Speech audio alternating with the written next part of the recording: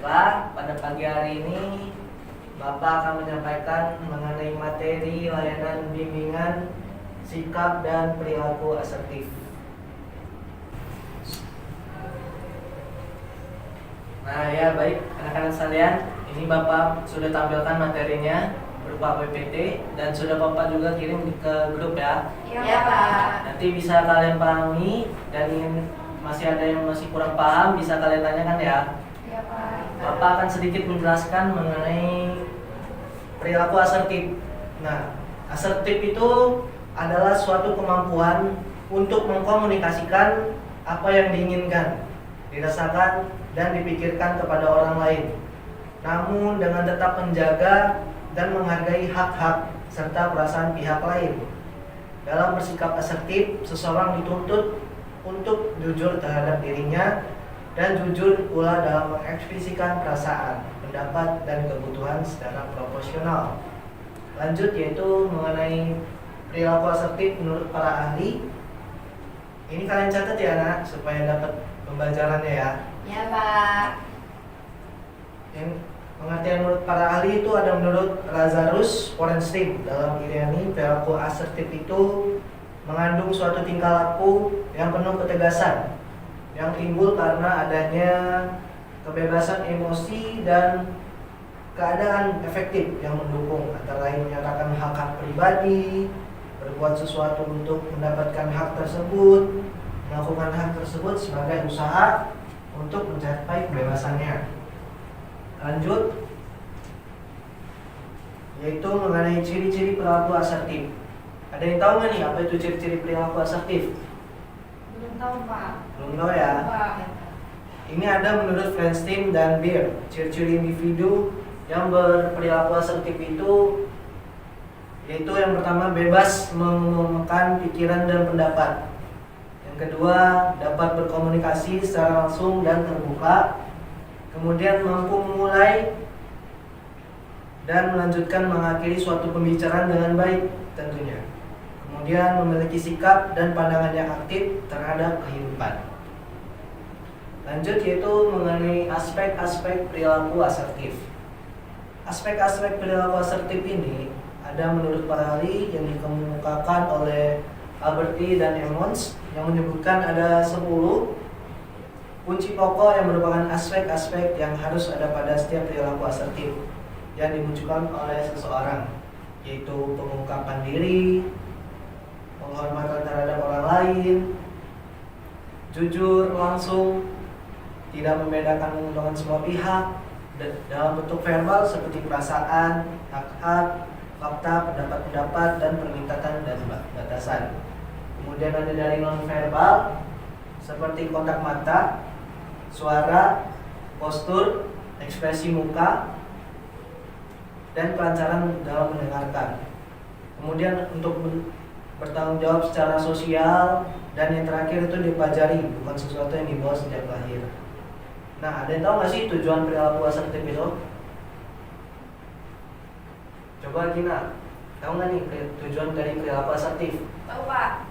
Betul. Jadi tujuan perilaku asertif itu yang diantaranya itu ada membuat proses komunikasi berjalan menjadi efektif Pak.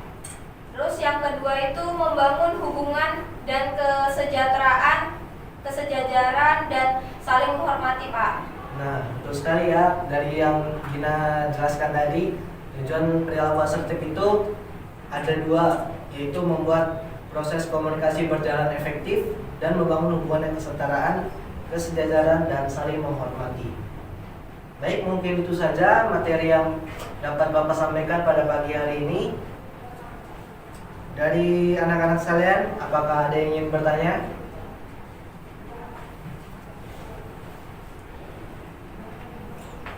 Dari materi kita tersebut sudah Bapak sampaikan mengenai pengertian perilaku asertif menurut para ahli, ciri-ciri, aspek, dan tujuan. Apakah masih ada yang kurang dimengerti dan dipahami? Bagi yang kurang paham, Bapak silakan untuk bertanya pada kesempatan kali ini. Saya Pak ingin bertanya. Oh ya, silakan. Jadi pertanyaan saya itu bagaimana cara membangun perilaku asertif dalam kehidupan sehari-hari? Begitu? Iya, Pak. Oh ya, cara membangun perilaku asertif dalam kehidupan sehari-hari. Ya kan telah kita pahami, asertif itu adalah suatu kemampuan untuk mengkomunikasikan apa yang kita inginkan, dirasakan, dan dipikirkan kepada orang lain, namun tetap menjaga dan menghargai hak-hak serta perasaan pihak lain. Dalam bersikap asertif itu, seorang dituntut untuk jujur. Nah, untuk menumbuhkannya dalam kehidupan sehari-hari itu bisa kita ambil contoh seperti menjadi pendengar yang baik bagi orang-orang sekitar kita. Kemudian berani menyampaikan perbedaan pendapat, lalu ada menghargai orang lain, itu juga termasuk perilaku asertif. Kemudian kita bisa menghindari perilaku bersalah dan tetap tenang saat berbicara di depan umum. Bagaimana? Apakah bisa dipahami? Bisa, Pak. Terima kasih, Pak. Adakah yang mau mengulang mengenai perilaku asertif dalam kehidupan sehari-hari? Pak, izin menambahkan mungkin ya, Ya. dari jawaban Bapak. Cara lain untuk menumbuhkan atau membiasakan perilaku asertif dalam kehidupan sehari-hari itu, yang setahu saya itu biasanya kalau misalkan mau kita ngobrol nih dengan lawan bicara kita membiasakan proporsi tubuh kita dengan yang tegap dan menatap mata lawan bicara kita, dan juga tetap menjaga jarak gitu, jadi jangan terlalu dekat dan juga jangan terlalu jauh agar informasi yang disampaikan oleh lawan bicara itu bisa kita tangkap dengan baik gitu. Kemudian juga menggunakan bahasa yang sopan sih, itu menurut saya. Sekian, Pak. Oh iya, baik sekali tadi pendapat dari Nadila ya. Iya, Pak. Semoga bisa dipahami ya. Iya, Pak.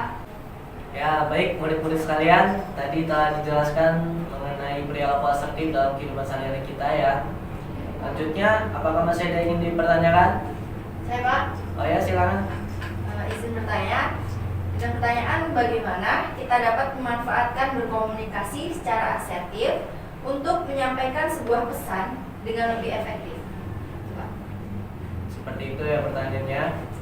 Kan tadi sudah dijelaskan mengenai aspek-aspek perilaku asertif. Salah satunya itu adalah nonverbal seperti kontak mata, suara, postur, dan ekspresi muka.